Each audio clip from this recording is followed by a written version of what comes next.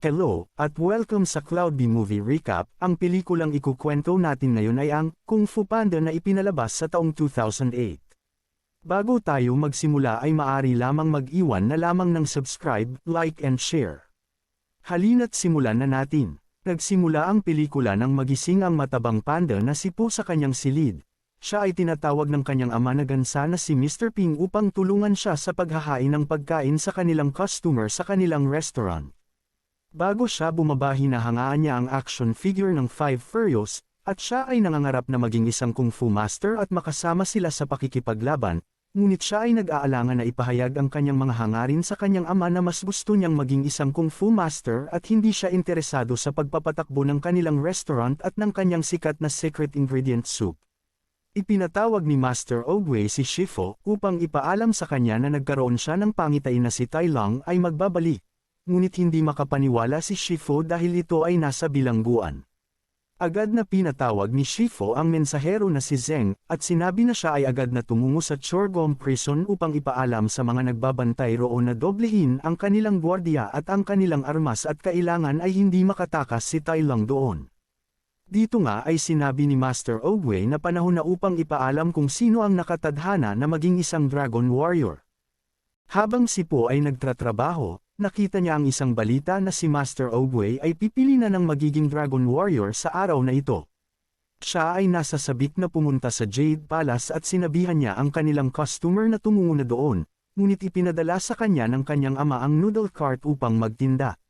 Si Po ay nahihirapan na dalhin ang noodle cart dahil sobrang taas ng hagdan na kanyang daraanan. Sa kanyang pagnanais na makita ang magiging Dragon Warrior ay iniwan niya ang kanyang paninda upang makapunta ng mabilis. Sa pagsisimula ng pagdiriwang, si Po ay hindi nakapasok sa kastilyo sa loob. Siya ay naghanap ng paraan upang makapanood. Dito nga ay tinawag na ang hinahangaan niya na The Furious Five, subalit nagsara ang bintana na kanyang pinapanoorin. Sumubok siya ng iba't ibang paraan upang siya ay makapasok. Si Master Oogway ay nararamdaman na naroon na ang napili na magiging isang Dragon Warrior.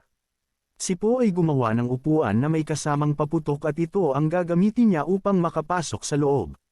Maya-maya dumating ang kanyang ama at siya ay pinipigilan ito, subalit sinabi ni Po na gusto niyang makita ang magiging Dragon Warrior. Hindi nagtagal siya ay lumipad at bumagsak sa kinaroroonan ng The Furious Five. Gumising siya na nakaturo ang daliri ni Master Oogway sa kanya at sinabi na siya ang magiging The Dragon Warrior. Sila ay hindi makapaniwala na si Po ang napili.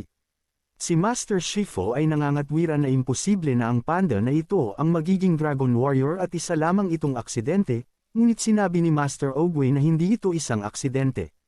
Dito nga ay ipinaalam ni Zeng sa Rhino na magdagdag sila ng gwardya at sandata, ngunit tiwala ang Rhino na hindi makakatakas si Tai Lung sa kanilang bilangguan dahil mahigpit ang kanilang pagbabantay. Pinakita niya din kay Zeng ang kinaroroonan ni Tai Lung para makita niya kung gaano kahigpit ng pagkakatali ng mga kadena dito, subalit isang balahibo ni Zeng ang naiwan at ito ay kinuha ni Tai Lung.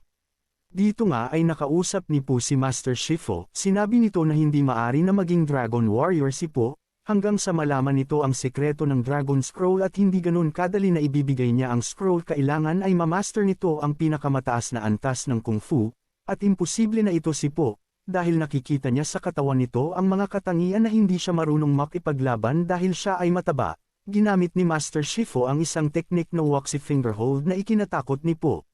Dinala siya ni Master Po sa lugar kung saan nagsasanay ang The Furious Five, at sinabi na magsanay ito at ipakita nito na karapat-dapat siyang maging Dragon Warrior. Dito nga ay nakilala niya sina Tigress, Mantis, Monkey, Crane at Viper. Sinubukan ni Po na suntukin ng isang uri ng punching bag, ngunit napunta siya sa mahirap na pagsasanay kung saan siya ay labis na nasaktan. Pagkatapos ng kanilang pagsasanay narinig ni Po ang pag-uusap ng The Furious Five na siya ay pinagtatawanan ng mga ito. Si Po ay natagpuan ang sagradong Peach Tree of Heavenly Wisdom. Nalaman ni Master Oogway na tuwing masama ang loob ni Po siya ay kumakain. Dito nga ay sinabi ni Po na hindi siya nararapat na maging isang Dragon Warrior dahil wala siya ng mga katangian tulad ng The Furious Five at sa palagay niya na dapat na siyang tumigil at bumalik na lamang sa pagtitinda ng noodles. Pinalakas ni Master Oogway ang kalooban ni Po sa mga salitang binitawan niya. Sa kabilang dako, si Tai Lung ay naghahanda ng tumakas at ginamit niya ang balahibo para mabuksan ang turtle lock sa katawan niya. nakita siya ng Rhino na agad na inutos nito na patamaan nila si Tai Lung ng malaking palaso, subalit madaling naiiwasan niya ito at ginamit niya ang palaso na tatama sa kanya upang siya ay makawala sa kadena. Mabilis na nakaakyat si Tai Lung, at ang mga gwardya ay madali lang niyang pinatalsik gamit ang kanyang lakas sa kung fu. Nang siya ay makalabas, sinabi niya kay Zheng na ipadala nito ang kanyang mensahe na magbabalik na ang tunay na Dragon Warrior. Kinabukasan, ang The Furious Five ay maagang nagising ngunit wala na roon si Po. Natuwa si Shifu dahil sa palagay niya ay umalis na ito. Dito nga ay nakita nila na maagang nagsasanay si Po, subalit na istak ito sa kanyang pagsasanay sa kawayan. Si Po ay nakipaglaban sa The Furious Five subalit madali lang siyang tinalo ng mga ito, at siya ay hindi sumuko hanggang sa ang sunod niyang nakalaban ay si Master Shifu, kung saan binigyan siya ng sakit sa katawan. Kinagabihan, habang ginagamot ang sakit sa katawan ni Po, napag-usapan nila ang tungkol kay Tai Lung. Sinabi naman ni Po na kilala niya ito, at siya ang kauna-unahang nakamaster ng 8,000 Scroll of Kung Fu, subalit siya ay naging masama at ikinulong. Dito nga ay ikinwento ni Tigress ng panahon nang makita ni Master Shifu si Tai Lung nang ito ay sanggol at iniwan siya sa pinto ng Jade Palace. Siya ay pinalaki at ito ay kanyang tinuring na anak, at nang ito ay nagpamalas ng galing sa Kung Fu si Master Shifu ay sinanay siya upang maging pinakamagaling na Kung Fu Master, subalit nakita ni Master Oogway ang kasamaan sa puso ni Tai Lung, at hindi ito ang itinadhana para maging isang Dragon Warrior, at siya ay nagalit. Sinubukan niyang kunin ang Dragon Scroll, ngunit pinigilan siya ni Master Shifu subalit hindi niya nagawa dahil ang turing niya kay Tai Lung ay anak. Nagawa naman na mapigilan ni Master Oogway ito gamit ang isang teknik kung saan siya ay nawalan ng malay. Dito nga ay ipinaalam ni Shifu kay Master Oogway na tama ang kanyang pangitain na si Tai Lung ay nakawala sa kanyang bilangguan, at ito ay magbabalik upang kunin ang Dragon Scroll. Sinabi ni Master Oogway na hindi matutupad ang itinadhana kung hindi nito tutulungan si Po. Subalit si Shifu ay hindi naniniwala sa panda dahil isa lamang aksidente ang pagpili sa kanya, ngunit sinabi ni Master Oogway na hindi yun isang aksidente, siya ay humingi ng tulong at kung ano ang kanyang gagawin. Sinabi nito ng kailangan lang ni Shifu na maniwala. Ngayon na ang panahon upang si Master Oogway ay lumisan na, ipinasa niya ang kanyang tungkod at sinabi niya kay Shifu na siya ay magpatuloy sa kanyang paglalakbay nang wala na siya. Hindi nagtagal si Master Oogway ay dinala ng talulot ng bulaklak hanggang siya ay mawala. Habang sina Po ay nagkakatuwaan, dumating si Master Shifu upang ipaalam sa kanila na nakatakas si Tai Lung at ang tanging makakatalo lang dito ay ang Dragon Warrior, ngunit natatakot si Po dahil hindi siya marunong makipaglaban at sinabi na si Master Oogway ay kayang labanan nito.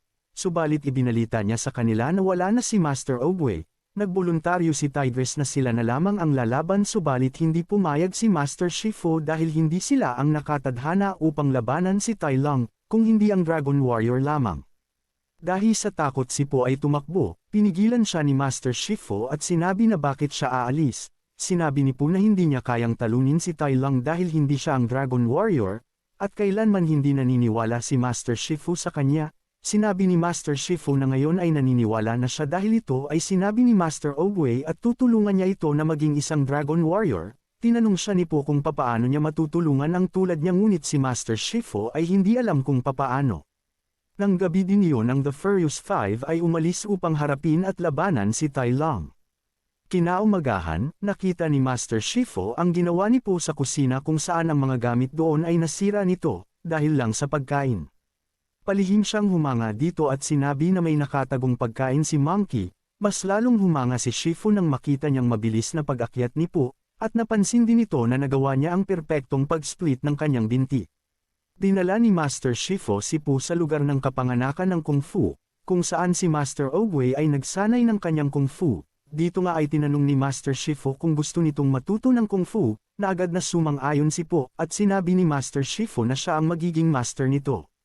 Dito nga ay sinanay niya ng lubos si Po ng kanyang nalalaman, hanggang sa nakakasunod na si Po sa mga itinuro nito sa kanya. Hindi nagtagal si Master Shifu ay labis na natuwa dahil sa maiksing panahon si Po ay marunong na mag-Kung Fu. The Furious Five ay nakipaglaban kay Tai Lung, ito ay kanilang pinagtulungan subalit masyadong malakas ito at sila ay ginamitan ng teknik kung saan sila ay hindi nakagalaw.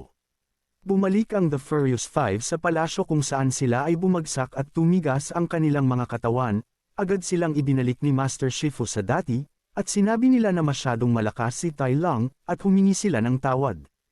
Si Po ay natatakot at sinabi na tinalo ni Tai Lung ang The Furious Five, at siya ay mag-isa lamang. Maya-maya ay ibinigay ni Shifu ang Dragon Scroll kay Po, ngunit nang ito ay kanyang buksan, ang scroll ay walang laman at walang kahit anong nakasulat dito.